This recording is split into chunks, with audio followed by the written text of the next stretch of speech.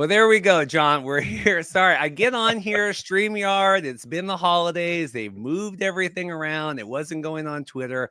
I think we're good now. Welcome, everybody. Apologize for that. That's why, it's always hot microphone, John. You never want to say anything. But That's right. welcome. We are here. We finally have the UFL 2025 schedule, January 2nd.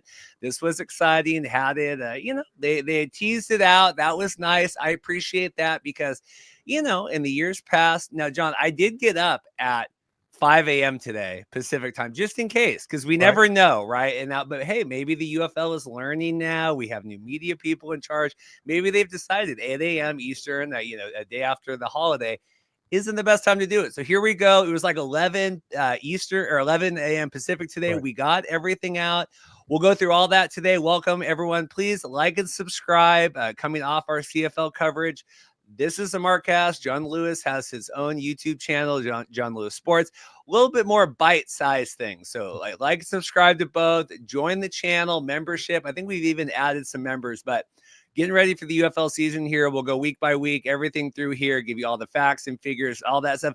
John, how the heck are you? Last time we talked, we were potentially expanding in the UFL, but now we I think we already have some hot takes on the schedule, so that should be good. But how are you doing? Yeah, I'm doing good. Holidays were great. And you can tell it's like post holidays because my microphone's all buzzy. I thought I had a great setup going here. I hope everyone can hear me, but it's going great. It was exciting.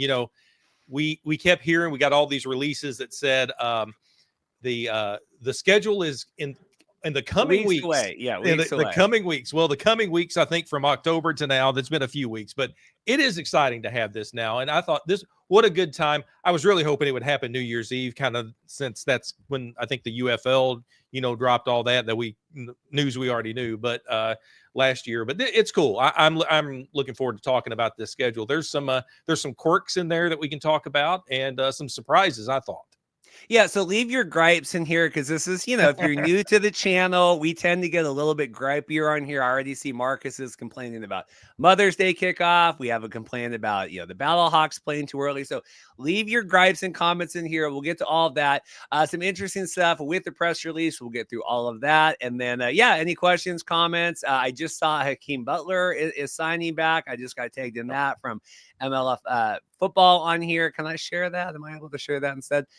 That's exciting here. So all sorts of breaking news. He's re-signing with the Battlehawks. We have new quarterbacks. So if we want to do any actual football stuff, we'll do it at the end. But this will get you ready for the UFL season, which is kicking off on March 28th, right? Which is a Friday, and then is concluding on June 14th. So that should be exciting. Yeah, March 28th, Friday. We'll get through all of that, and then going all the way through June 14th or 2025. Obviously, we knew the kickoff date before. We learning more about the home, the network that will be hosting the championship game and all of that stuff. So let's get into it here, John.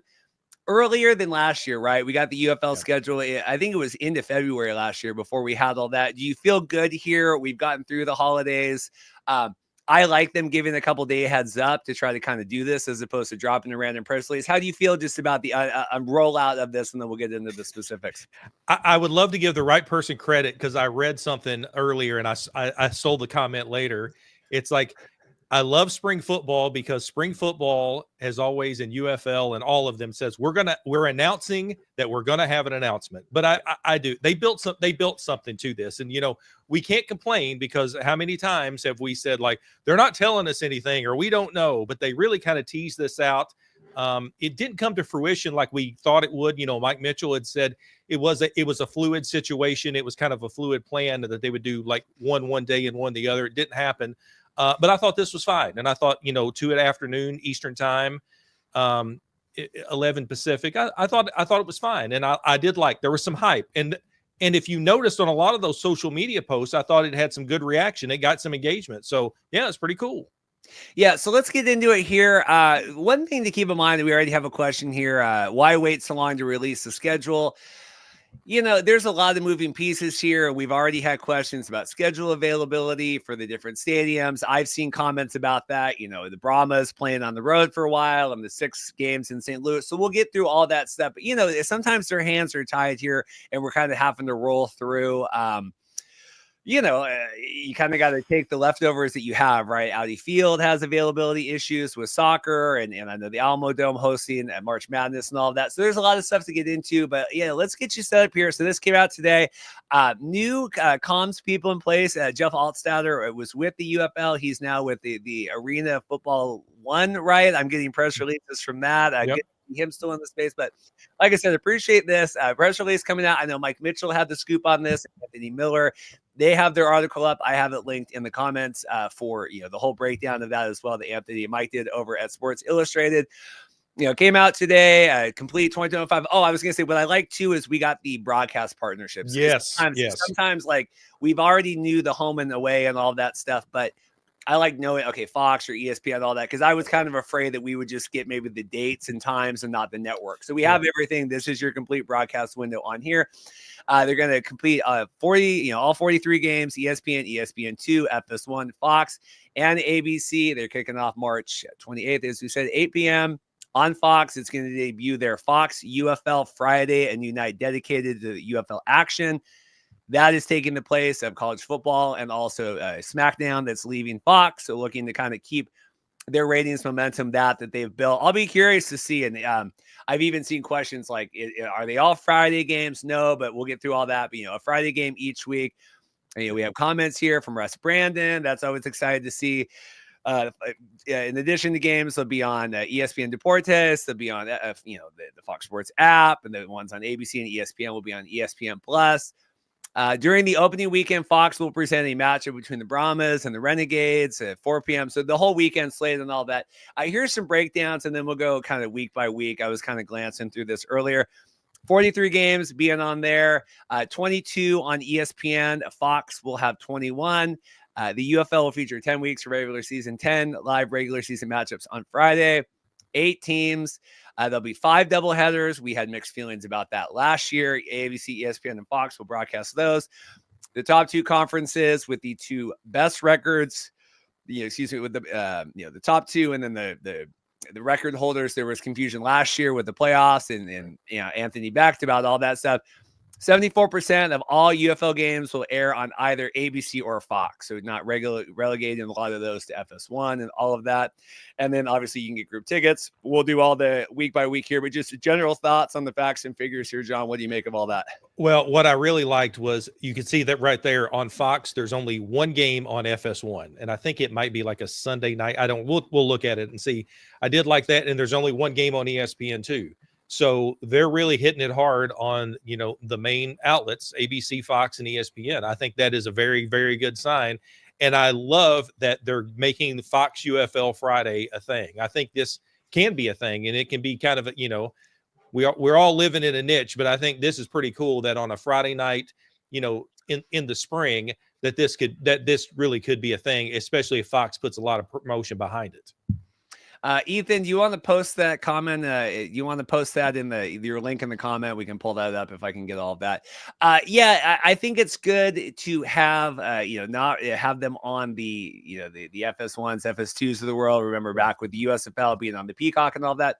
The Friday thing is interesting. We've talked about that because it was really built into a destination for Fox and SmackDown and their viewership there for a lot of that with the WWE. And I'll be curious because that's not something that's not just a destination time slot, just because, right? That's because WWE and Fox really built that into a lot of their marketing and promotions over there. I think they were on a 5-year deal with them, but that's not like people are just going to show up on Fridays. You really have to promote that and work that.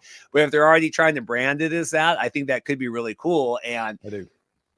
Maybe gets you out of some of the other competition windows you would normally face otherwise there. And I think you get a different demo at home on a Friday versus midday on a Saturday or Sunday.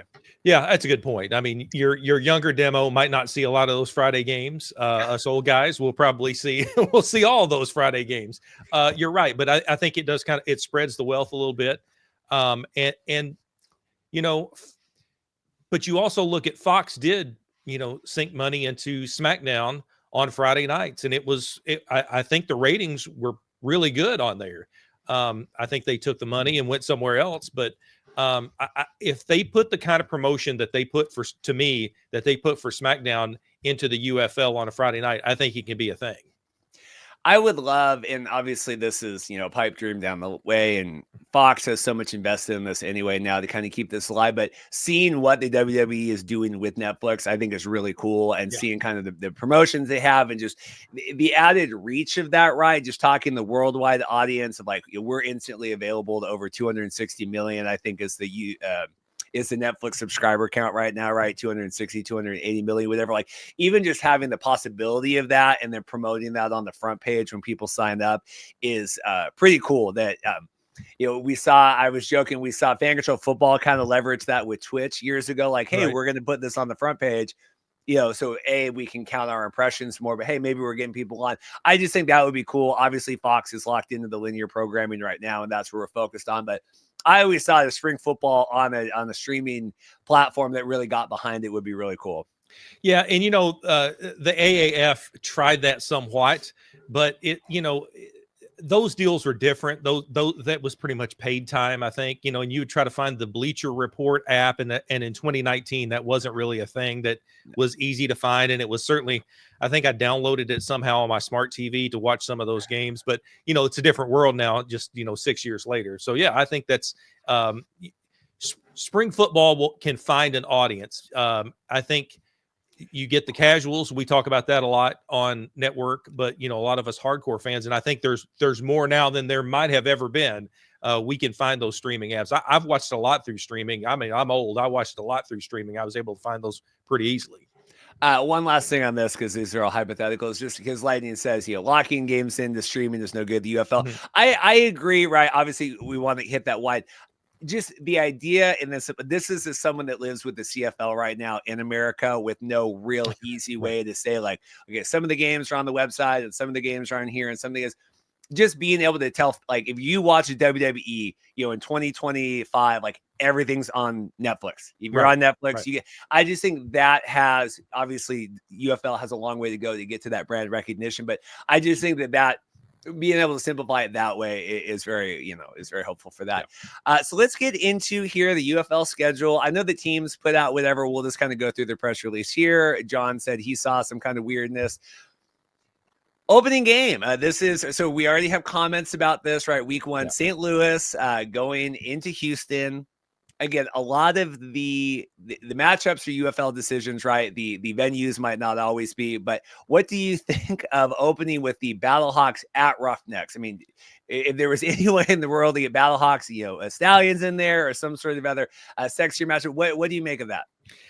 That one was a weird one right off the bat. The first thing I saw was because I wondered what this first Friday night game is going to look like. What's it going to be? This is going to be the launching point for this Fox UFL Friday or whatever they're calling it.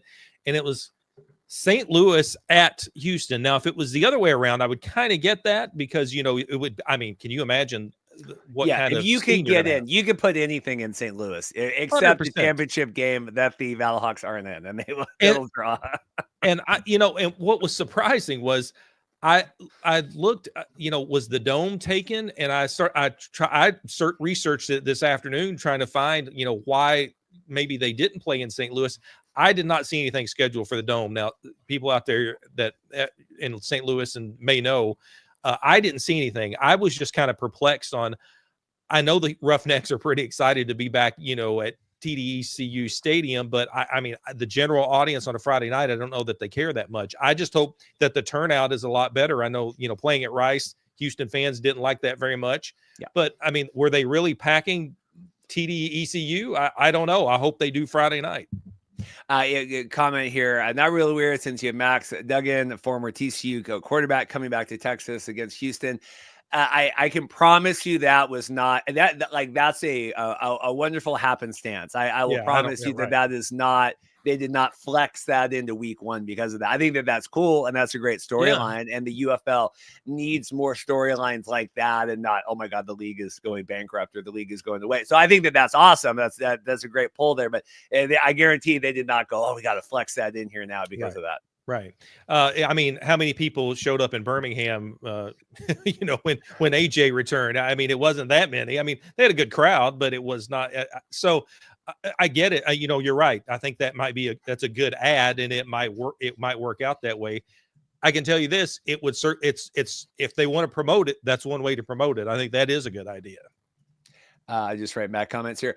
Um, the other comment on here, Mike has, and I think someone else had as well. But Friday nights having the games on at the bar, I think that's cool. I remember the first season when we did the we did the whole Sea Dragons kickoff and all that kind of stuff. But then I think it was week 2, we were down in Portland seeing, I think it was a wrestling show. We were seeing something, Michael and I, and having the games on like at the bar, that we were at across the venue.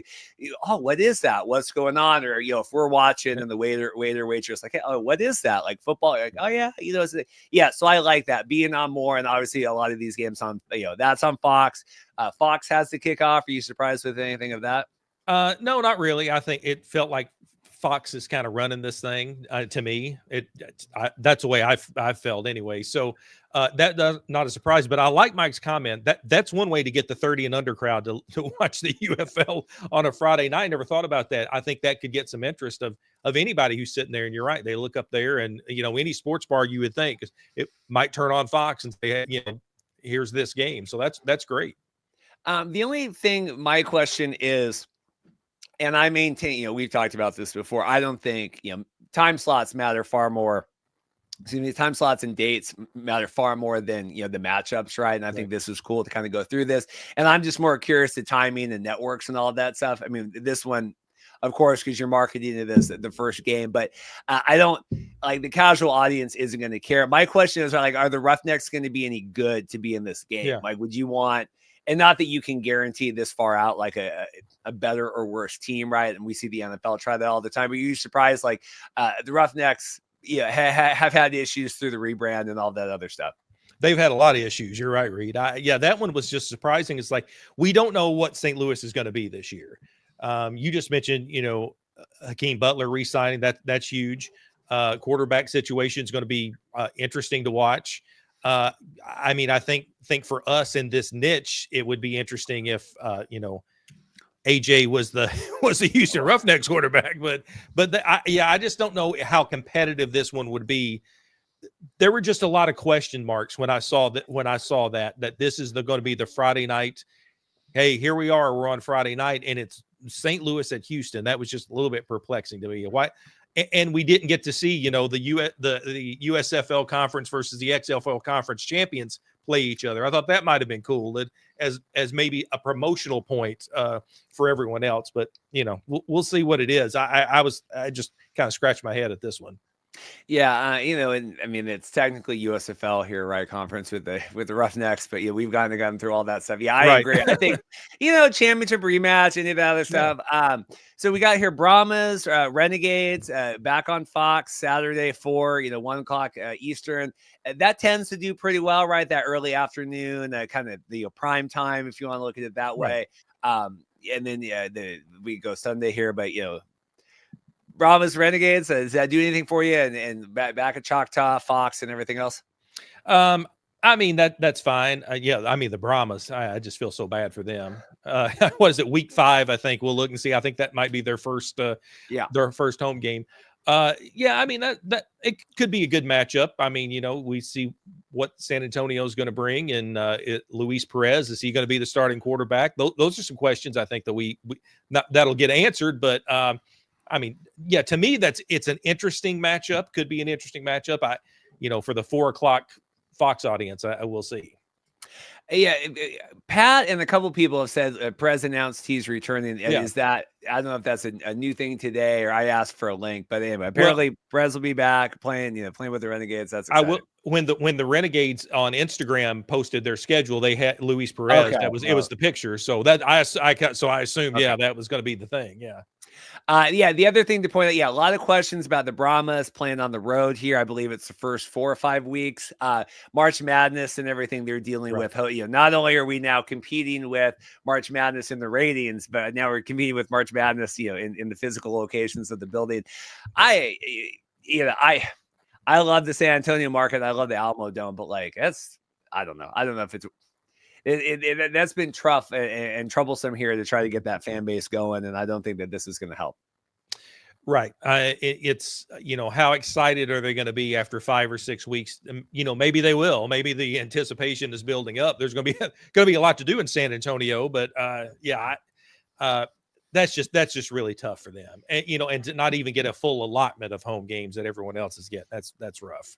Well, and then, like, imagine you're 1-4 and you play, then you come home for the first time, or whether, like, then you're trying to get these fans behind. And I mean, spoiler alert, we're living through this right now with the Washington Commanders. Like, you can, nothing puts butts in seats like winning, right? And there's been all this, and the name and all this kind of stuff. Like, team wins, it's packed, right? It's the easiest way, and getting some of these markets going, like the Memphises of the world and whatever. Like, if the team stinks, look at the Edmonton Elks. Like, it's really hard to get fans in there if your team is garbage.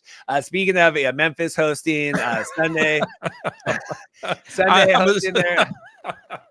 I'm assuming you don't mean that team is garbage. Come on, though. Panthers going in there. ESPN hosting their first game, and then the doubleheader there leading into the Stallions at Defenders.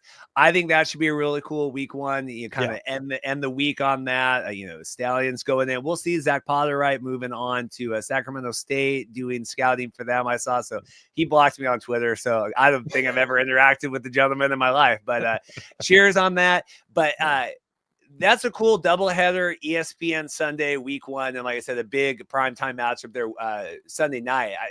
I feel really good about that week one Sunday. Do you agree? I think that's a great doubleheader to start it. No question. I'm really interested to see what Memphis is going to look like with, hopefully the home crowd gets there. There's a lot of construction apparently happening. I don't know that it's all finished yet. So hopefully that, it's going to look good anyway. And, I think, Memphis in this rebuild with Whisenhunt, that's going to be interesting for, the people who follow the storylines. And then with Birmingham and DC, those two, to me, I think those two teams could, again, be like maybe the cream of the crop this year. DC, I know hit a road bump last year, and we don't know exactly what the personnel is going to look like. But I think that is a great Sunday doubleheader. And there's also something, and we can talk about it too. It's like there's some weird Sunday game times. I thought that was kind of odd. Yeah, so 3 Eastern. I mean, ending there close to 6. It'll be cool. Yeah, to me, and even with the fall off last year, DC still carries that sexy vibe kind of a team. Does that make sense? We're like, sorry, the showboats don't yet. Obviously, like you said, they're going to go through a rebuild and figure all that out. We got Gimanos in there as the GM. We'll work through that, but to me, that still speaks prestige right now that you can kind of count on that being a good. I think that's exciting, that Sunday night game, Stallions and Defenders. Anything else week one here, John? No, I mean, again, interesting Friday night matchup. Saturday could be good, and then Sunday. I like how they're wrapping this up. A noon and a 3 Eastern. I think that's pretty cool. We'll see. I'm going to try to time code all these so we can go week by week. We'll see if that works, as opposed to putting out 18 videos doing all the week by week. We'll see if we can do that, because you could do that. You could crazily make a whole video and then have ones for each week, but we'll see if that'll work. Time code. Week 2 here, Friday night, going into Ford Field.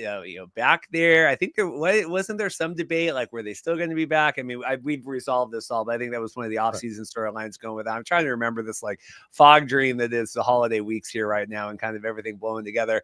Fox again Friday night, 5 Pacific, 8 Eastern, rolling in. We're doing that with the Fox. I think that's pretty set, right? That 8 Eastern for that. Right. ABC hosting Memphis at DC, so they're getting back-to-back home games. Saturday 5 Eastern, and then the doubleheader Sunday, ESPN, and then FS1 Roughnecks at Renegades. On the ESPN, because boy, then you put the Brahmas at the Battlehawks there. You certainly maybe like to flip those. I don't know. Well, maybe just fever dreams of last year with the Roughnecks and Renegades on that. But 9 a.m. East Pacific there in Arlington. For me here watching on ESPN, and then the 6:30 at St. Louis, they get their first home game. Because last year, right, it was week 3 till they got to. So the Battlehawks got their first home game. So it's certainly encouraging. I mean, that's really rolling the dice on your spotlight Fox UFL game. And we know the Michigan Panthers attendance has been absolutely brutal. I was surprised, I don't know I don't know all the behind the scenes stuff about what happened with Ford Field and why that contract got signed or even re-signed. But man, if you're going to be on a Friday, you know, they're making these, it feels like these are the Friday night spotlight games are making it a thing. And you got the Stallions in there, you know, playing the Panthers. And if it's going to be 6,000 people, I just think that is going to be a really bad look. And I'm obviously, and, you know, I wore my Michigan Panthers shirt because I know everybody was going to say I was going to hate on them. We can talk about attendance again. But I mean, it's just the fact. It's the optics of it. And we've talked about optics a lot. No matter if it's a Saturday afternoon game or a Sunday afternoon game or whatever it is. But when this is the Friday night game on a national network, I hope the Michigan fans don't find more excuses to not come to these games because, you know, it's week 2. That was a really good team last year. And I hope that this one looks good for Fox and for the whole national audience in week 2. Well, and that's what I was looking at. I have a separate one, so I can not distract the audience by scrolling here. But because, you know, Roughnecks hosting week 1, Panthers week 2, that's 2 questionable fan base sizes leading out the gate. And, you know, I track a lot of just tangentially, however I say that word, that, you know, the WWE versus AEW stuff and like the TV ratings and attendance and all that. And like AEW still being competitive with WWE in the ratings, but then you look at their stands, there's no one there. At least with wrestling, you can film the wrestling show so you can kind of minimize or hide a lot of that lack of attendance. Where there's, I mean, we've learned there's just no way, and Fox has no interest of trying to do any sort of shots to minimize any of that at all. So, you know, it's just, it'll be interesting to see. You got these 2 primetime, you know, if we want to call these the spotlight time slots here, fill in the, I mean, you know, and then like, do they move some of these games later if they're not performing? Like, I'm gonna be curious how long this experiment goes on, because Fox has put a lot of time into building this, rundown here on their time slots the last few years. Yeah, it'll be interesting to see, and I hope again that there's enough, you know, juice with you know, with Michigan and with this being a Fox game that the fans do turn out. I mean, it's again, you're really rolling the dice on this to me. So the week 2 Sunday, April 6th, that will be a spotlight, right? Battlehawks first home game on there. We have that on FS1. I don't know, and obviously ESPN and all that, but like, could we have flip-flopped those, and could we have had the first Battlehawks game on the ESPN window? That would have been my vote. Any other thoughts on this here says 25,000 Ford Field Friday night. All right. You bookmark this. I'll send you $100 on Venmo if there is 25,000 at Ford Field on Friday, April 4th. So there you go. Let me know. I'll double it up. If there's 25,000, 200 coming his way. There you go. Anyway, thoughts? Anything else from the week 2 slate there? Because I would flip that. I would try to get the Battlehawks into the better time slot there, at least the network window. Oh, 100%. And also the Battlehawks home opener being on FS1. That's the one. Yeah. It's like that's the one FS1 game you're going to put on. And I mean, I didn't understand it. And and I'll say this again, if we have new, you know, again, please subscribe, like, and all that stuff. If we have new people checking this out, we've done more interviews with TV analysts over the last few years talking about all this stuff. At the end of the day, it's time slot and, you know, time of day and the network it's on. I mean, we can picky choose all of this and what matchups and venues and attendance, like that's what drives the ratings. Yeah. And being on FS1, you're always going to hit a fraction of, you know, kind of what you're going to get otherwise. Yeah, and it even, you know, you compare the FS1 game maybe to what there be at least one regional split. I still think that the regional splits might get a higher rating than an FS1 game on a Sunday night. Yeah. Van here. Did you realize Augustuson's now Detroit? No, I didn't. I don't randomly track the career trajectory of people that I interacted with 4 years ago.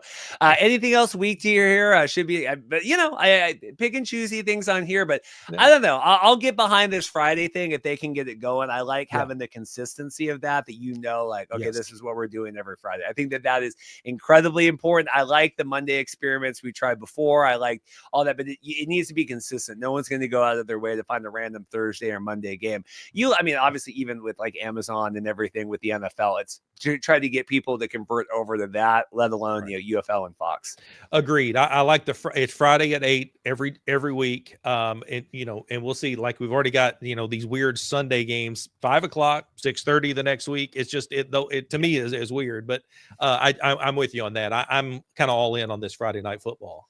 Yeah. All right. Week 3 here. We got, so now Stallions hosting, right? First game here, Protective Stadium, Friday at 8. We have Memphis hosting Saturday 2:30, and then the double. So we like this seemingly kind of double header on Sunday, at least thus far. Brahmas at Panthers, back at Ford Field on ABC, and then the Battlehawks hosting on ABC after that. I like the Sunday night prime of that, giving kind of a spotlight to the Battlehawks here. Presumably that's going to be one of your best attended with that. Stallions, right? We get to see Protective on a Friday.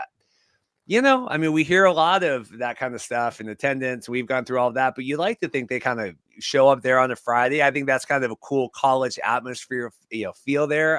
Thoughts on this? And I'm trying to check, his WrestleMania weekend is the week of the 19th. So that'll be the next week. We'll talk through all that stuff. Okay, go ahead. I like, again, Fox rolls the dice a little bit because, Birmingham, had okay crowds, but not what I felt like they should have had for the team that they've had. I don't know that anyone would disagree with that, and be serious about it. But I do like that because you're right. I think on a Friday night in April in Birmingham, what a perfect time for people to come out, and how good that would look at Protective Stadium, which is awesome. That's like, to me, the perfect UFL venue. I think that's really cool. And then you got just the single game Saturday and the Sunday doubleheader. To me, this might be one of the best weeks. I know it's early on; it's 3 weeks in, but it's only 10 weeks. But it's still 3 weeks in. This could be like one of the premier weekends to me. Something to kind of talk about here, and I'm just reading through the comments. I'm starring, guys. If I see him, like Philip and Mike left questions, I'll star all the questions, make sure we get to them here at the end. I just want to make sure we kind of keep the week by week things a little bit clean, but we got good questions about the UFL pre-show. We're talking about attendance and viewership and all that. If Detroit, right, the best team in the NFL right now, one of the best teams in the NFL, goes, wins the Super Bowl, deep run, whatever, I just think that's another storyline to track. I think the Michigan market was far better suited for the UFL a couple seasons ago before Detroit's kind of gone on this meteoric rise. But I don't live in Michigan or Detroit or anywhere around there. Like, I think it's a hard sell to go from like Jared Goff and this like superstar team that they put together to like, let's go to, Ford Field on a Sunday. And that's just me. I kind of thoughts on that, because it's, it's a thing I think we got to look into. There is that.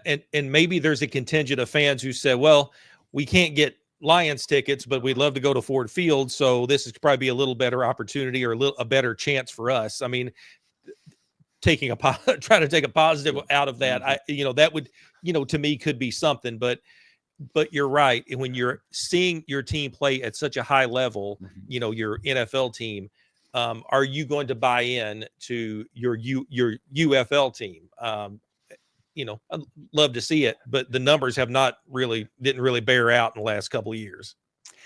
You turned a negative to a positive. That's what Pitbull does. So there you go. Mr. Worldwide. Worldwide. But no, I will say, and that's a great point though. Like, if you are priced out of the Lions, if you're priced out, like I know with the Seahawks, that was a lot of the questions a lot of conversations we had with former, Sea Dragons fans or Dragons fans or kind of whatever it was. Man, I can bring my whole family here and do all this stuff. And, and it would cost, 8 times this to bring my family and kids and everything to that. We went to the Kraken on Monday, and it was like a weird game where it was an earlier start and everyone's off for the holidays. So there was like, you could tell so many people that had like never been to a hockey game or never gone to a Kraken game. You're like, okay, let's get out of the way. Let's move on. Like, but it is, they have some of those games and it gives that opportunity. And so that is a great point. I shouldn't poo poo that. But like, if I'm living in Detroit and I've got 3 kids and like, well, I could never bring them to a Lions game. So that is a good point. Yeah. I have one every once in a while, but yeah, I think that's, yeah, I can imagine that Lions tickets, especially right now, are just out of control. Chris is right. I was looking at some when not too long ago when the Seahawks were at the Bengals, which Cincinnati is pretty close here to Louisville. And the upper corner of the stadium, those are like $150 tickets. It's like, you just hear about the game when you're that far up.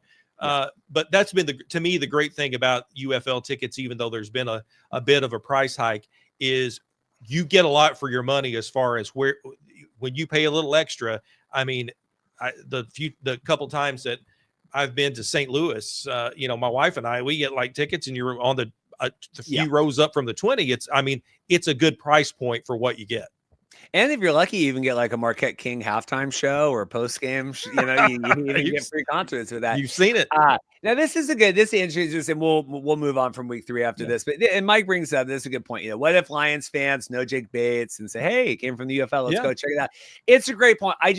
I've always, this is not just a Jake Bates or Brandon Aubrey thing or anything. I've never thought the entire, which it's clearly the league disagrees with, like building our entire identity around these 3 special teams players or 5 special teams. Like, I think that is one element of that I think is successful, but like this, God bless the people that run in the Panthers social media right now, but like, it's like the official Jake Bates Stan love account and everything. And I'm like, okay, I get it. It's a little much, but I get it. I'm also probably not in the age demo that they're trying to kind of hit with that, probably aging out of that. But thoughts on that, John? Because Jake Bates is really doing good this year.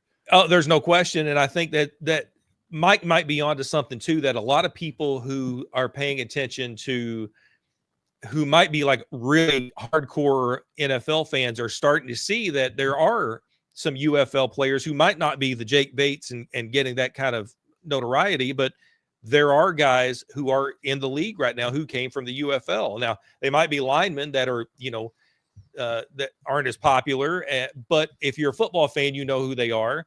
So I think there's something to that. It's a lot like, I'm reluctant always reluctant to call the UFL a minor league. Some people might want to do that, and that's fine. But it's almost to me like going to a minor league baseball game. The diehards like to go. A lot of them like to go because they want to see some guys who they think are going to play up a level. And I think there's something to that. Will it be the majority of fans? Probably not. But I think it could be, especially as pointed out there. In Michigan, people know who Jake Bates is. So maybe they say, well, let's go check this out. Anything to get a few butts in the seats, especially in Detroit. There's nothing wrong with that. We get 6 more people. We'll count that as a win.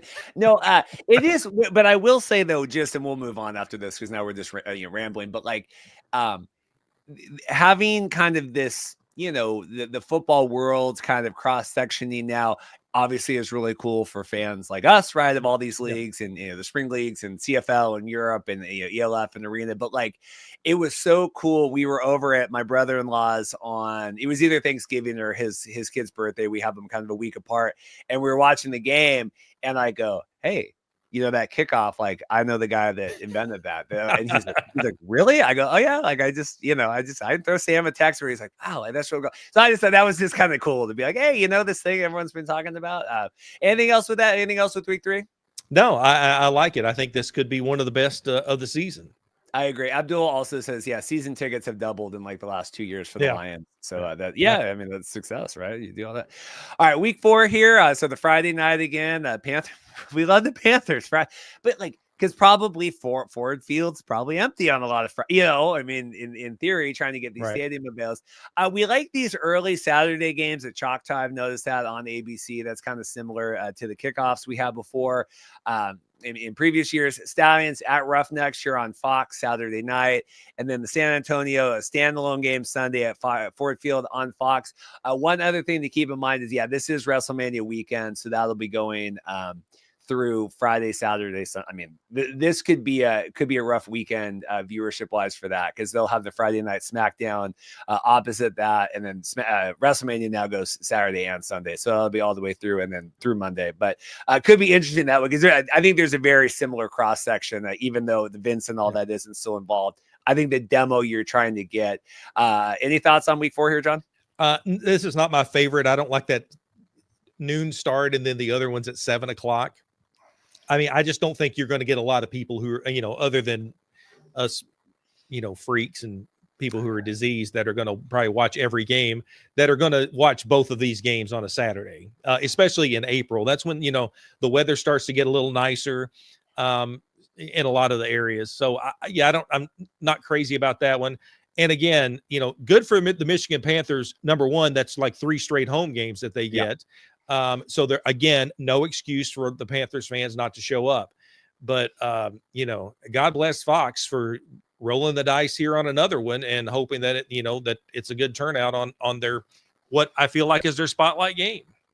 Yeah, we have the I'm just like Panthers on the road week 1, and then week 2, 3, 4 all at home. So I mean, and we hear this a lot in San Antonio as well with the terrible scheduling and all that. It is a lot to ask, to go to multiple, and we saw this in Birmingham, with the Stallions and with the Stallion, with the other USFL teams, year 1 there, like. It's a lot to go. Like even Kraken are playing tonight. They played Monday. And they're like, "Hey, do you want to go?" I'm like, I think I'll just watch at home tonight. Like I was just there Monday. Like it's and even hockey's more expensive. But like even if you're saving cash, you're still trying. It's still your evening going down. Right. Defenders here again. Sunday night there, getting the Fox window there at 5. That 7 Eastern always does feel late to me. But I mean, I'm not an East Coast person, right? But it always feels like. I don't know. You're starting to get into the later hours there, but I guess it's not that late. No, I mean 7 o'clock. It's not bad, and these games go pretty quickly. I just think that you're going to have a split audience that day. I mean, you're not going to. How many people are going to watch the noon game and then they're going to watch the 7 o'clock game? I just don't. Outside of the people watching this video, that's made it this far. They probably at 41 minutes in, they're probably going to be the ones, including me. If my wife will let me. I'm curious what's going on in between there, between the noon and 7. What's on I guess it's the ABC and then the Fox. You wish that there was, and then you're switching networks, channels, all that stuff. All right, week 4, we good with that? So looks good to me. I mean, as good as it can look. It's good as they can look here. Yeah. All right, so back to Birmingham again. Friday night showing out that way. We have the Battlehawks on ESPN Saturday at 7, so nothing early Saturday window.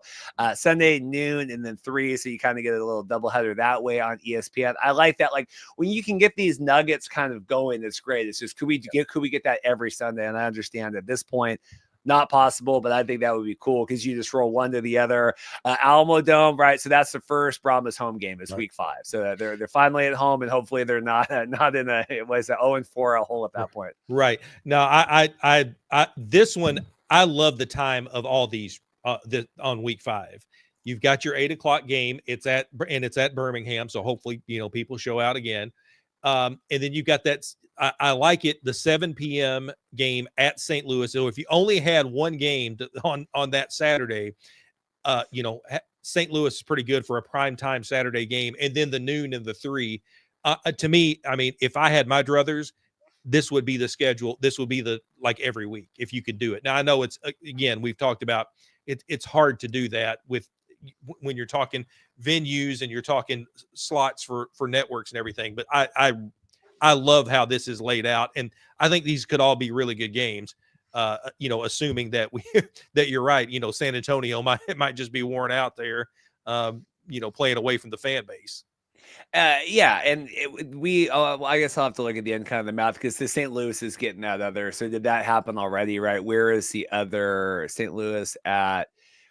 Because they're doubling up, right? It's like both. So the week 2 Brahmas game, and then there's another game, but like those both count as it's like Brahmas are home even though they're away.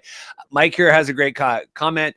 Week 5 is the NFL draft weekend. Saturday game on ESPN will follow the end of the NFL draft coverage that's on ESPN.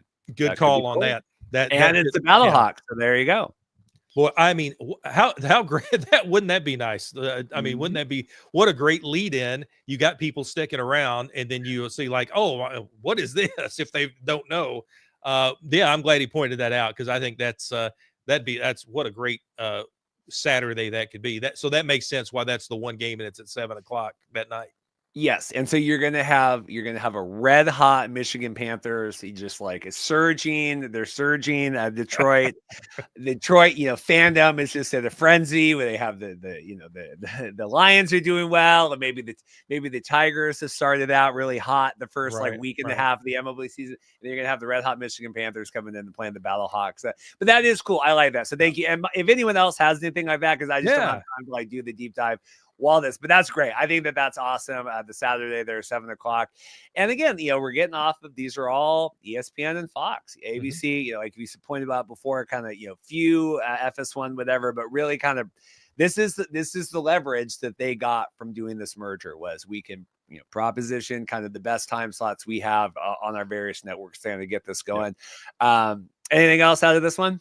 No, but I think you bring up a good point. When you have, Fox and ABC/ESPN together on these, and they're not trying to compete against each other, they're trying to make this league a success. And I think that is nothing but positive for all of this. You know how often, not anymore, but I used to think often like just the different world we would have had if Fox had just waited and did the USFL with, but if they had just kind of all. Like this is what it should have been, and we kind of farted around for a couple of years. And I just think about that, like if Fox hadn't just been like, we're going ahead right now, like I mean, we would have missed out on all the lawsuits and the USFL and the Steve Earharts of the world and kind of all that stuff. Really would have been different. Moving to week 6 here, so now still Friday night, Battlehawks. Now this could be cool. We'll have to see what the Renegades look like, but Battlehawks hosting Friday. So like.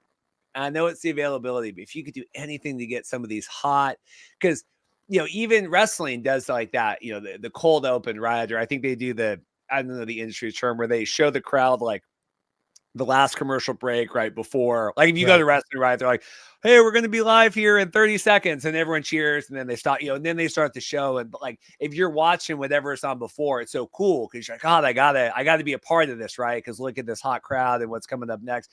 You would like them to be able to maybe do something like that, where you would have a ravenous kind of Battlehawks fan base and go, hey man, look, we got 30,000 people standing by for this game. Like stay tuned next.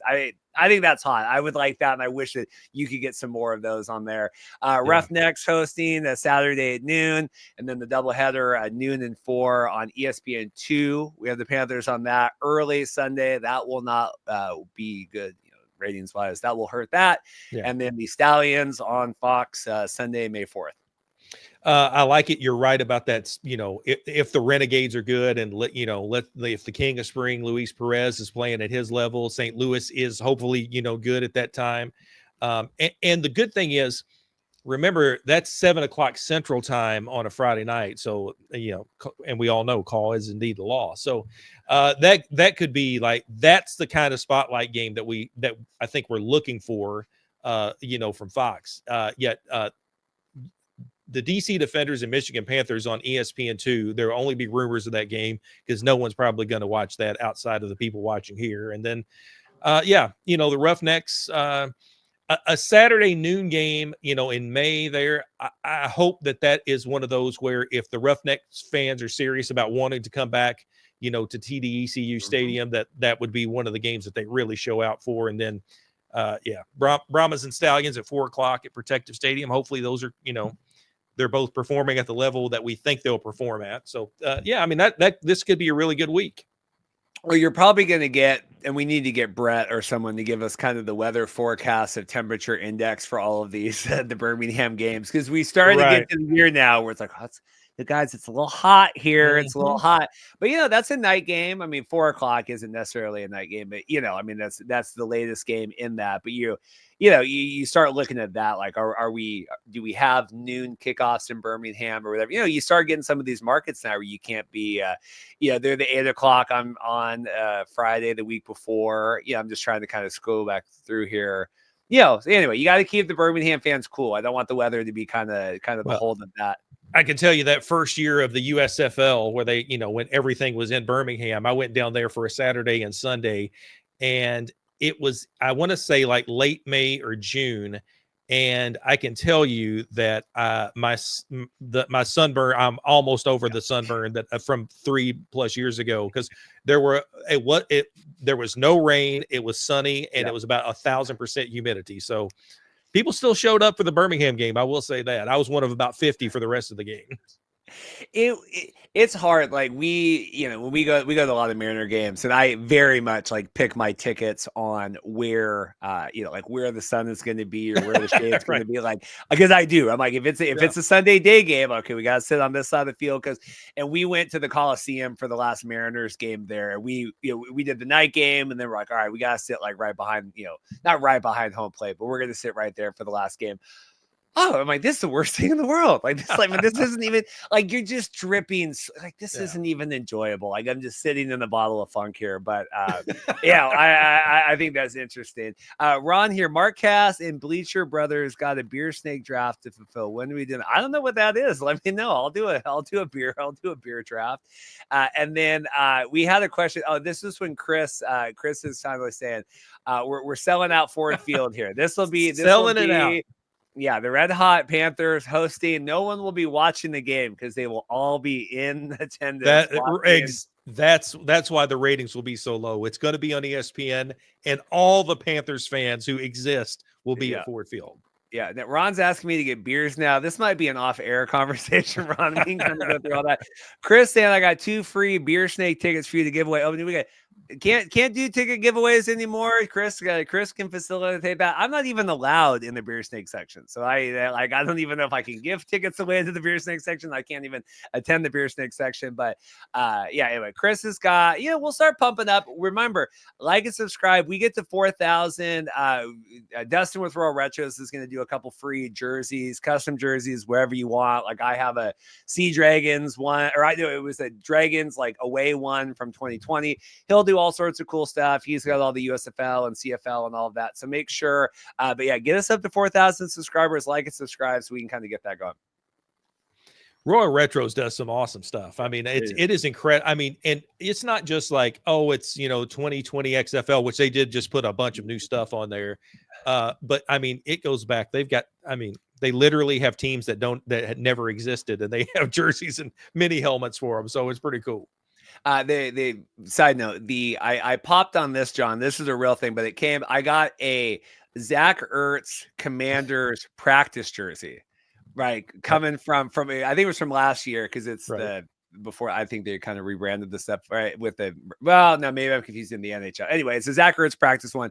Got a super deal. I mean, nothing. And then who caught the game-winning touchdown on Sunday when I was wearing the jersey, John? Listen.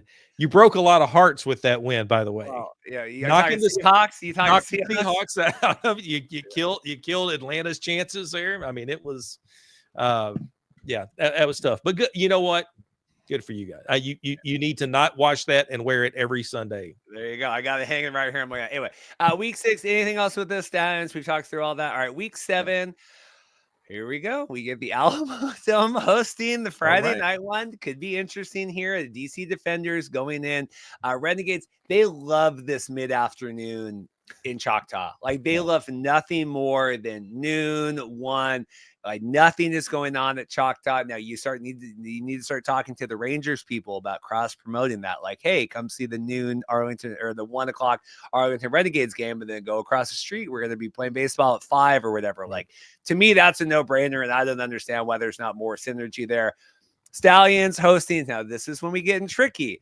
Church Sunday, noon, hot. Could be whatever on ABC, and then the Showboats hosting the prime time here, 3 Eastern, ESPN. Yeah, that's 11 o'clock in Birmingham. So that's Sunday school time. The preacher's hitting the pulpit at that time. But I think I've used the term "roll the dice" a few times here on these Friday games. I mean, you got to wonder if San Antonio is having a tough time. That could. I don't know about that, but it's good to see that they finally get to play at home on a Friday night. These could be some interesting matchups. That Battlehawks Showboats game feels like one that I might try to actually be there for. I'm wanting to go to Memphis this year, so that might be the one. These are some interesting matchups. And again, those Friday games, I can't wait to see what these look like, and I really hope they blow it out like the open of Last Boy Scout when it was a Friday night's a good night for football, and it was like explosions and helmets blowing up and stuff. I hope that they do something to that effect. John, if you go to Memphis, I want you to record a video of you walking in Memphis and playing that song, and we will post it. If you are going to be in All Memphis, right. you've been to Memphis. I went to Nashville, and then Yeah. I was like, I could live in Nashville. I could be a Preds fan. I could be a Titans fan. Like, I kind of like that. And we live in Smashville and all that. But Memphis and play that song with that. One quick thing, Chris became a new member. I think Chris might have been a member before we came back, but just remember 99 cents a month, just support the channel. It's like, it just makes me feel good to be like, I got a new member here. Like, anyway, it's that $8.75 of passive income a month, John, that's really going to sink with me when retirement hits. It'll buy something. $8.75. That's almost a beer at a Kraken's game. Probably not. About half of one, maybe. Yeah, we get. It's about $20 for a Topo Chico there at the Mariners Stadium. Anyway, this is my bold hot take here. So this is week 7, 55 minutes of the podcast. The Brahmas on Friday night here. If Fox is to flex the UFL games, if we are canceling this experiment early this year, it's either going to be for this game or because of this game that they're like, that's it. Like, we got to get, because they'll have the Battlehawks the week before, right? Week 6. Like, okay, we'll keep it through that. We got to get through the Battlehawks. And then, but this will either be like, we got to flex this, or afterward, like, no, okay, we can't do that again. Because if we week 7, like, this is the dulls of the season here. That's my hot take. No, I don't think it's that hot of a take at all. I think there could be a point where, Fox is like, nobody's going to show up for this game. Like, what are our better options? And you maybe give them some time to readjust. I don't think that's a hot take at all. I think that might be a good idea, because we always talk about optics. You want good optics for spotlight games. Could happen. I'm just saying right now, I would go to this game if anyone wants to go. I was just, because Chris is talking here, trying to figure out logistics for travel. Like, San Antonio, DC are two of the best places to see games, just because of the proximity of the stadium to what's going on. Birmingham only has a couple of those bars there, right? Choctaw's really good. You have Texas Live there, but you really kind of got to stay out in Arlington to really benefit all that. San Antonio is one of the best. You can stay on the Riverwalk. I have a million suggestions of anything. If anyone ever wants to do the San Antonio stuff, I would go. This would be fun on the Friday. You could fly in even that day and then just head to the Alamo Dome and then fly. That's a very doable trip for Reed here in early May if I don't have a wedding. But I would do anything in the world I would recommend that and the DC for that, for a home team, and hopefully the Brahmas aren't horrendous here at week 7. Right. Yeah. I mean, that's again, that's the gamble you take on that. Yeah, rolling the dice, John. Rolling the dice. I think it's called rolling the dice. Rolling the dice. Have we gone to any of our double headers yet, or not our double headers? Our simulcast? I don't think so. I think I think week 8. I think it's week 8. All right, so here, let's get to week 8 here. Perfect. Yeah, here we go. I just always, I see that we got the Astros and all that. I was like, it's hard sometimes trying to process all this. So we got Brahmas hosting again, back to back. Yeah, this is definitely going to be this. Because spoiler alert, I hadn't really looked at it. I like being fresh on here. I like John's look through this, and I like kind of coming in with a little whatever. But this is absolutely my hot take going back. Week 7 and week 8 are both home and the Alamo. So they're going to be like, we saw what this looks like in week 7. Like, we can't go back and do this again. Like, we've already seen that. And then the simulcast on Fox, so that'll be region locked. I wouldn't put the Battlehawks in a region lock game, but there you go. Especially against Birmingham. That surprised me. I will say I might take it back, because my Saturday, May 17th is my anniversary, and my wife said, we can go to the Battlehawks game, but I better get a good dinner that night. And I was like, we can make that happen. So I might be going to that one. But yeah, I agree. To me, and good for the Brahmas, who I think get to finish the season with 4 straight home games or something like that. And one being Friday night, maybe. I was surprised to see this being a regional split with the Birmingham Stallions being in a regional split.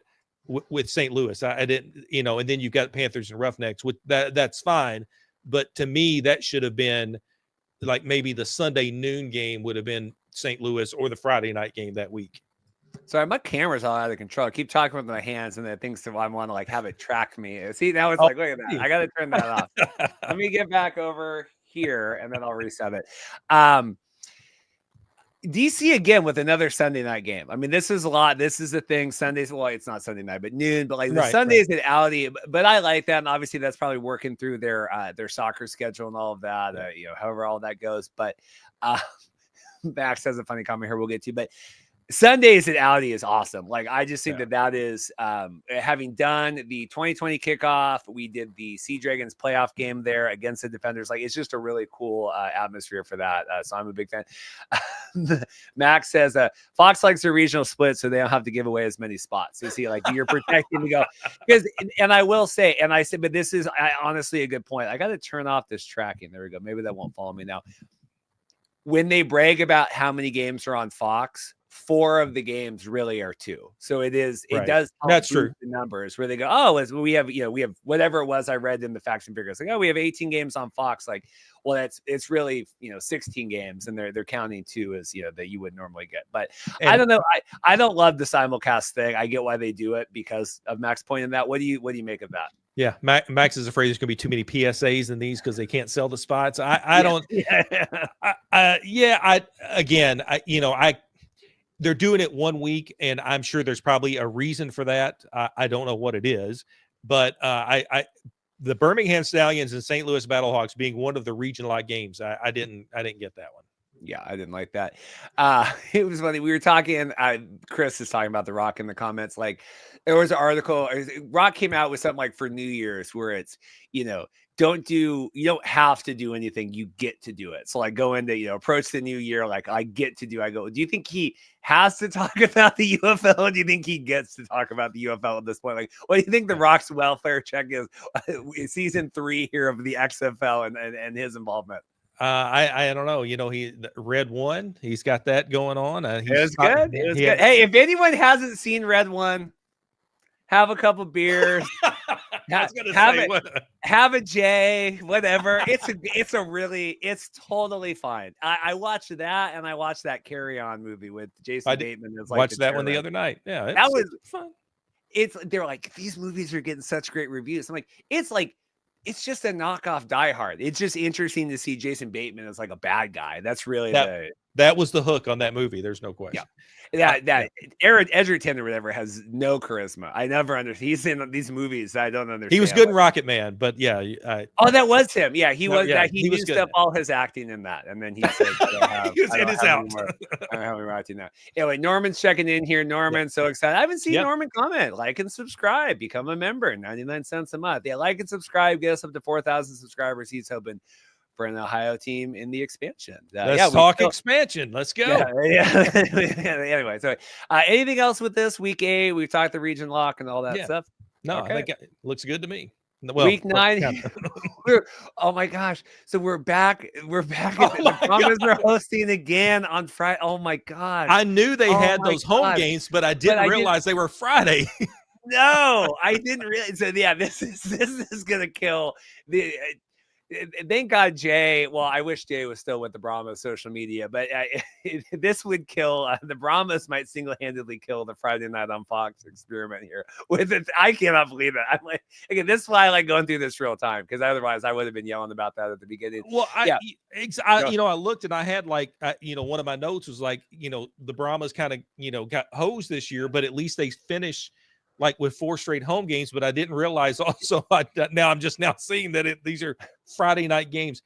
There's got to be a flex option, don't you think?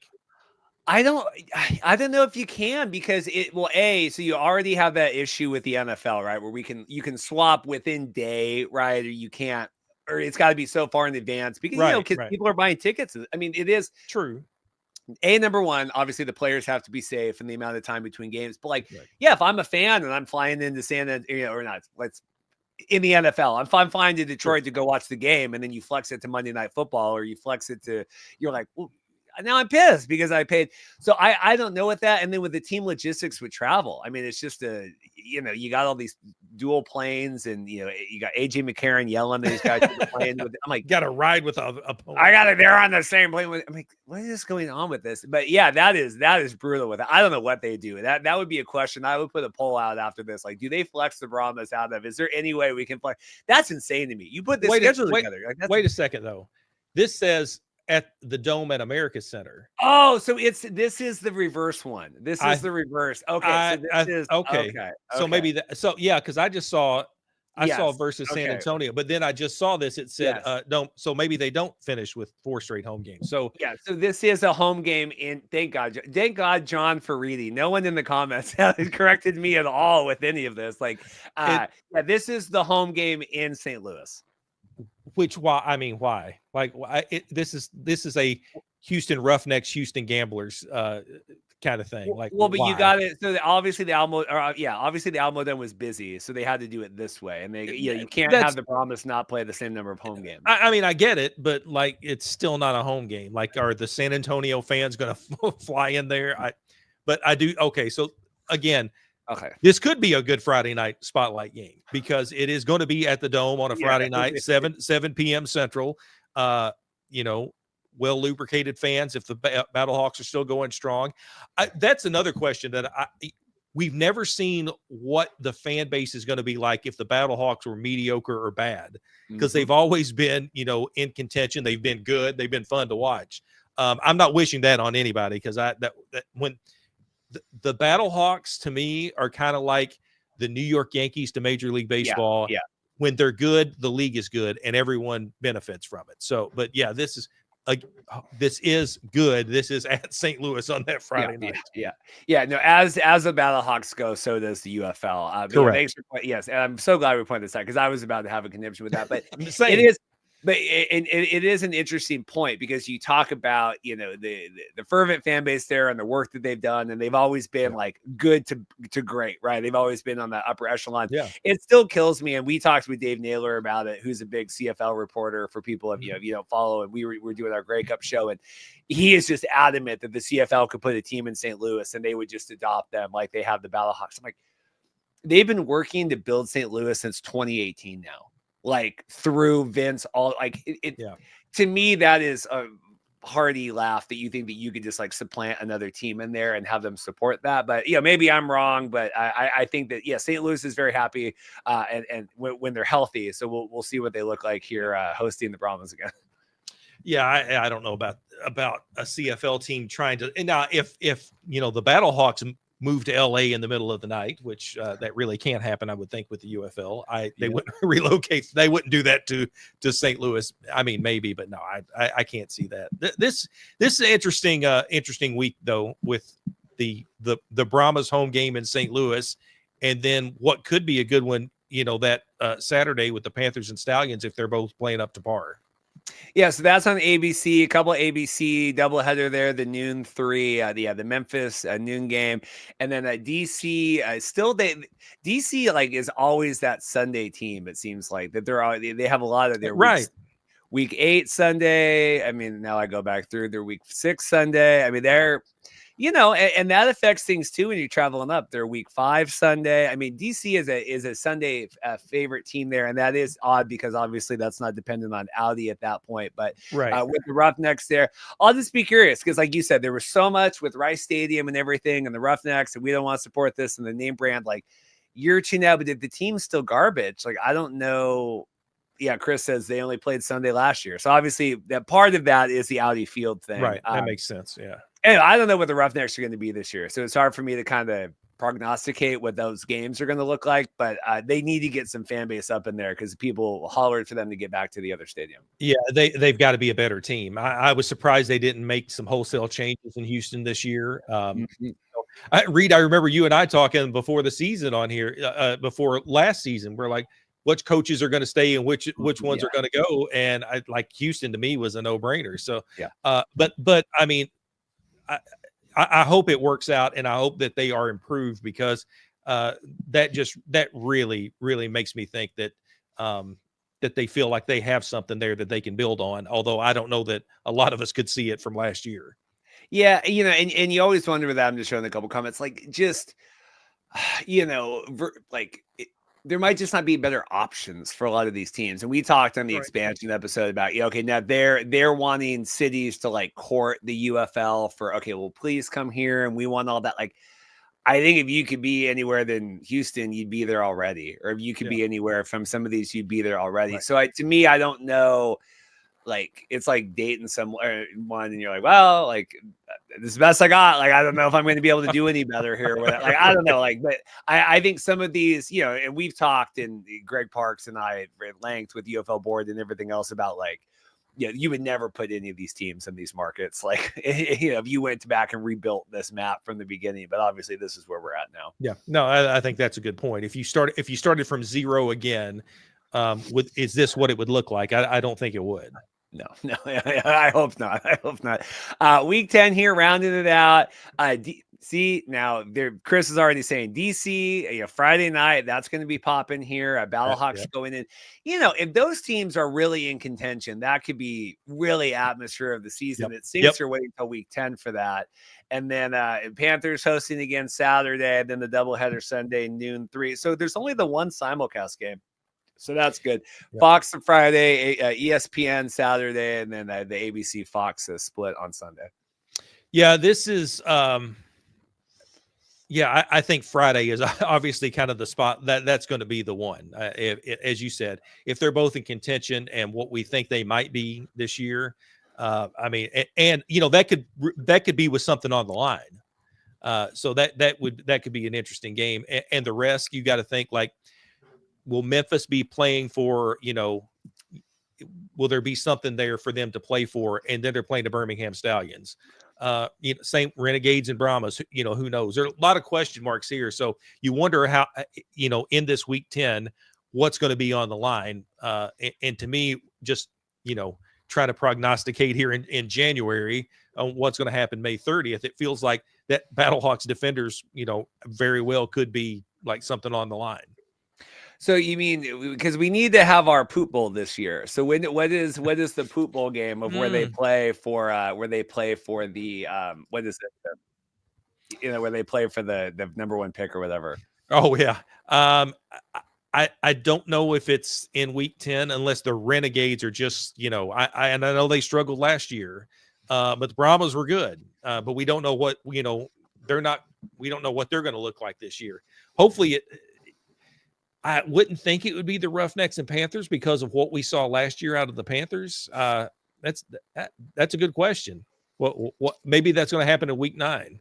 That'll be interesting. So I'll be curious to check that out. But Chris here said, if you come out, I'll get you get us tickets there. Week 10 out of the, I don't even know. Is that Memorial Day weekend? That might be a tough kind of flex anyway. Oh yeah, it could be. It's Memorial Day. I got a wedding show that Sunday. That's a tough ask for me. But anyway, and then ending in Memphis. I don't know. That could be. I mean, the Stallions. But yes, you're hoping that Memphis has something to play for at that point. But that is, the week 10 kind of rides like this in a wave, starting in DC and ending in if that makes sense. Right. No, it does. That might be the one. That might be the Friday night game. Too bad it's in week 10, but yeah. So then let's go here. Just a couple of placeholder things, and then if anyone has any comments here, we can get to all that stuff. So we know the playoff dates. A doubleheader on Sunday, June 8th, 3 p.m. and then 6 p.m. So that'll be cool. One on ABC, one on Fox, and then ABC holding the championship game on Saturday, June 14th at 8 p.m. On ABC. Fox hosted last year, right? They bounced back and forth, and the kickoff was on ABC, right? So we'll flip that around. Do you like the Sunday conference championships and then leading into the Saturday playoff game, championship game? Would you prefer a Sunday championship game? Would you prefer any difference if we had any options of changing any of this? If you're going to play it at 8:00, I think it's better to do that on a Saturday night rather than a Sunday, the championship game. No, I'm fine with these. And I like that, you get a double header of, although it might be good to start a little earlier. I'm not going to nitpick this. I mean, 3 and 6 Eastern to me is fine. I mean, I like this postseason setup very much. Yeah, and there you go. Saturday, June 14th. I got that marked down. We'll see how it goes. I know I have a wedding on June 7th, I believe. So I can't do it that day. I wouldn't travel for the conference games most likely, but a good chance there on the 14th, and we'll see where that's going to be. We haven't announced, right? They don't have an official, right? Are we assuming St. Louis? I've heard Protective in there, but they haven't officially announced anything from where it's going to be, right? Because they'll likely be neutral to the site. Yeah, there was some talk that what was it Audi that was out? Something was out. Yeah, one of them was out. Yeah. Yeah. So yeah, I mean, could be St. Louis, could be, but I'd also heard too. I mean, these are all rumors, but like Birmingham might be in the mix for it. Be interesting. It'd be, I like that Birmingham setup with those bars and the hotel there. It's just hard. Like it's an expensive weekend. Like I paid a lot to stay there because we were doing the show and we used all that. But like if I was going as a fan, I would never pay to stay. Right. It's just it's too expensive for kind of what it is. But it could be cool. I mean, they could pack it. It was packed that kickoff game. I mean, it hasn't reached those heights again, but I think with enough marketing behind it. Mike says Audi was the rumor, but FIFA World has a game that weekend. That was it. Access that as well. Okay, so we're all with that stuff. So let's do some questions here. I have some star. You get for 15 minutes, and we'll get out of here at the bottom of the hour. I got some star questions here. Does that work for you, John? That works for me. All right. So, and if you guys have any questions about the games, any questions about, anything UFL, we'll get to all that on here. Abdul says over under 1.5 expansion teams announced for the 2026 season during the 2025 championship. I think that's probably too much to ask for because the expansion process has just really been announced and I don't know how much it's really started. And I think there's going to be so many moving pieces. But if they do announce it, I mean, there's got to be so much work going on behind the scenes while the season is going on for that to happen in in June. So, but I think when the expansion is announced, I think it will be 2 teams. I think yes, it has to be 2 teams. I'll be really curious how this looks or goes because the UFL, they were the people that put this out, right? And we kind of talk that, okay, we want to do this to kind of get some free promotion here. We're getting ready to build all this, but it's kind of like, and obviously I'm happily married, but it's kind of like being like, hey, I'm open to dating Sydney Sweeney. Like I'm open, like I'm here, like where it's, you could say we're ready to do anything or we're looking, but if they don't get any reciprocation there, is it egg on their face that they announce this and no one comes forward? Do we try to fit something work because we put this out?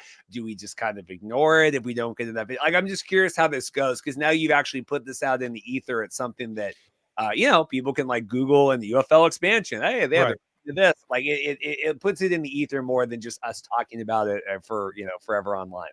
And I'll say that, there was some talk. This might be breaking news here on your show, Reed. Breaking news. But so maybe I might need to get the should I go with the red lights back here for this breaking news? Yeah. But there was some talk about Louisville being in the mix here. I talked to the Louisville Sports Commission. Yeah. This was back in mid-December, when a little bit after all this had been announced. They say that they've not had any talks with the UFL. Yeah. And then a couple weeks later, I talked to the executive director of the mayor's cabinet for economic development here in Louisville.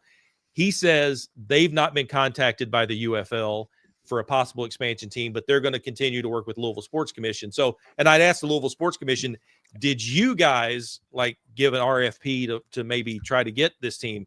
They have not done that. So, I mean, I'm not losing hope here in my adopted hometown that we'll get a UFL team. But so if the expansions if they're moving elsewhere other than Louisville.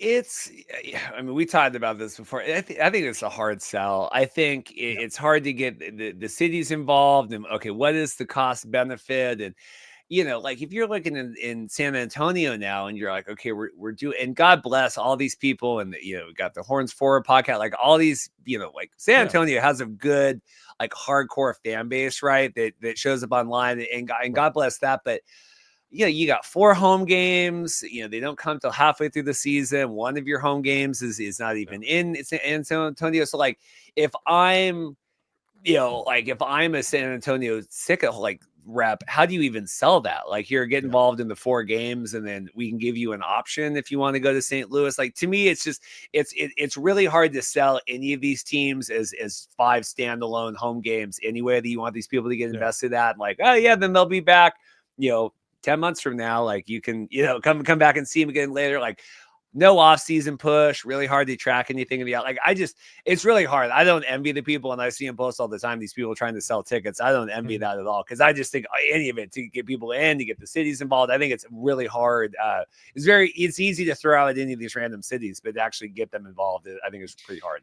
Right. And you've said this before, Reed, that you're selling a product, and it's like, so, but this is, and this kind of spoke to like the whole franchising thing. Like, if you really wanted to franchise this, what are people buying right now? And I think that the UFL has an opportunity to put that on the stage for franchising this year. But as far as like for cities, like, what do the cities think that, what are they going to buy? Like, what are they going to, what are they in for? How is this going to help improve their community? How is this going to help put them on a bigger stage? Like, and we don't do a lot of like advertising or sponsorships on here, just because this isn't like in any way my primary anything. But like, at a time when Paul and I were involved, and we were very much okay, like, how do we like reach out to people? Like, what do we do? And we kind of put together a little deck, right? Like, okay, this is kind of this is our kind of our demo, and how many people and where they live, and we get all this, and I have to do that anyway when I like apply the the CFL for credentials, and like, okay, this is our platforms. I don't know, like, what is the deck of a UFL team when they're like, here, Louisville, like, I know we've talked about this before, kind of rigorously. Like, I just don't know what that sell is. I don't know what you bring and what you print out and bring to that meeting of like, here, come invest in the UFL team. Like, we just watched that Step Brothers where they're showing, where they're doing the boats and hose, and they just showed the boat. And they're like, but Dad, like, are you going to invest? And it's like, it feels like that's kind of like, what does that meeting look like when like Russ and them go in? Like, here's our presentation, like corporate synergy. I don't know. I think it might be more appealing to cities like Louisville, who want a little bit of a bigger name. But if the UFL, and I think there's room here. I mean, I've said it before. I even made a video like, this is why I think, here are 5 reasons I think the UFL should come to Louisville. But I think it's a harder sell for some larger cities, especially when we've heard that there could be cities that already have an NFL presence, and the UFL has that already. So you're right. We like the UFL, we enjoy it, but when you start looking at it from a level of, I'm a city official, I'm a mayor, I'm a governor, how is this going to help my state? How is this going to help my community? I don't know. I hope they've got I hope that there's an opportunity here. I think there is an opportunity for expansion, but you're right. Like, I would love to know what the sell is for this. We enjoy it. It's entertainment, but how does this really improve communities?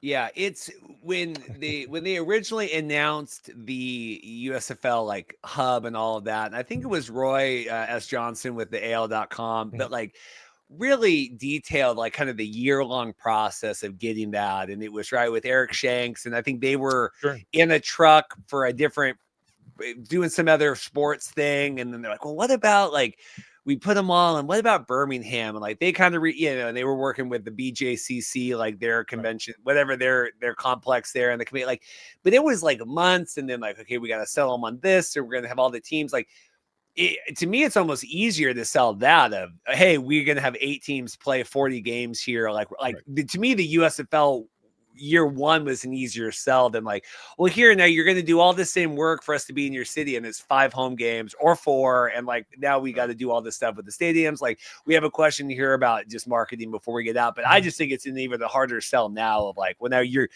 like you're trying to sell a fraction.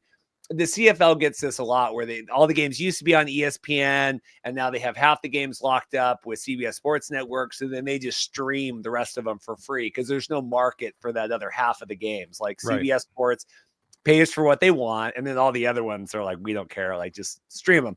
Like I think it was almost an easier sell to sell all the teams and dates and everything versus like, well, here's just a handful. Can you kind of be a part of this web? And I think that was probably, I think at the USFL was thinking that, and Fox was thinking this is a proof of concept. Yeah. Now the next step is to franchise these teams out and to actually play in the cities that they're named after. But I think, this year, as we said, I mean, I think there's an opportunity for the UFL to show what it's about, and maybe make that sell where they're watching TV and they see these big crowds on a Friday night. Hopefully we'll see that. So, it's something for the community to do, but it could be a harder sell for some larger cities and maybe a little easier sell in places like Louisville, which is, a top 50 market, but doesn't have a pro football team. The other thing here, I had one. Mike had let's see here. I just had a couple more I wanted to see. Oh, Darren, are they doing booths like Houston, Detroit, DC? Any on the ground promotions? I know they're hiring for, they were always hiring for this, and I even saw that they were looking for like a new comms person to help kind of facilitate that.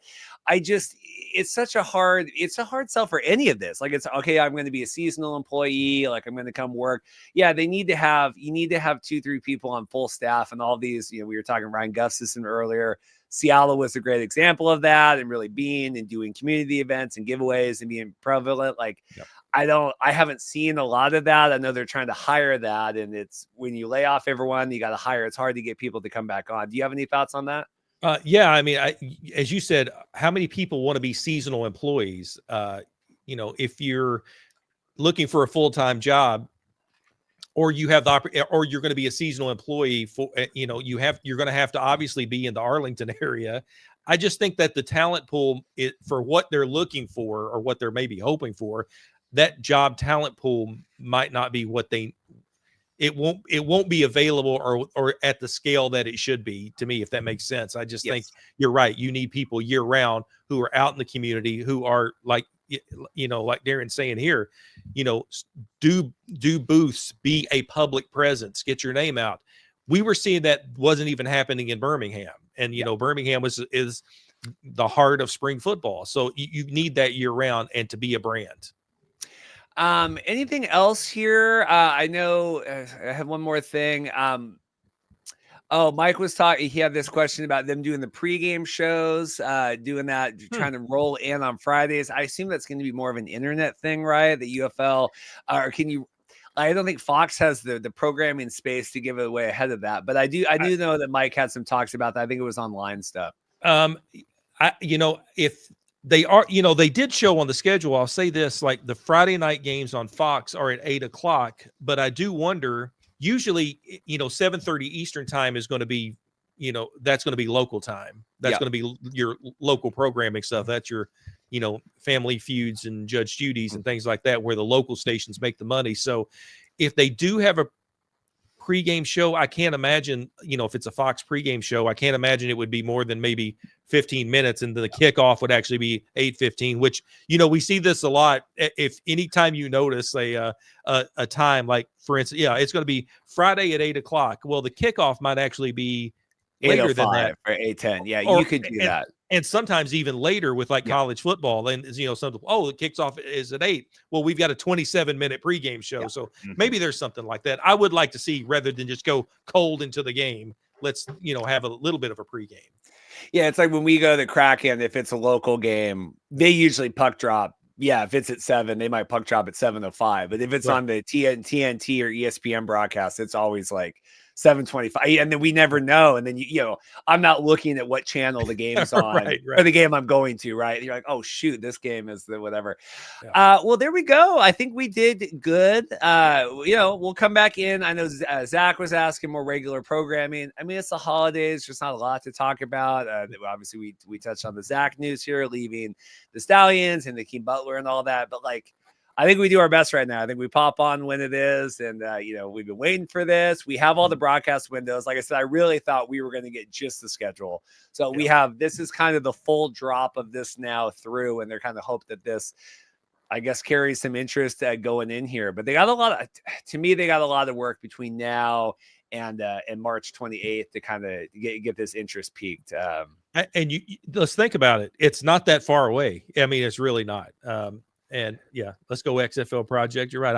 I'm with you. I can't wait for the season. People think we get on here and we're too negative and we say it all the time. It's like, well, we want it to succeed and we're excited about it.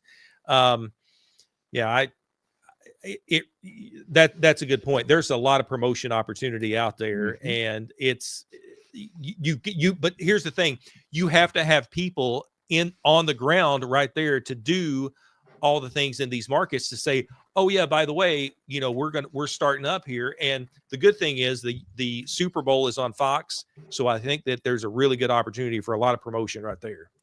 One quick thing, I hate these UFL commercials right now. These ones Really? we run them like the wild roughneck runs through the thing. I don't really.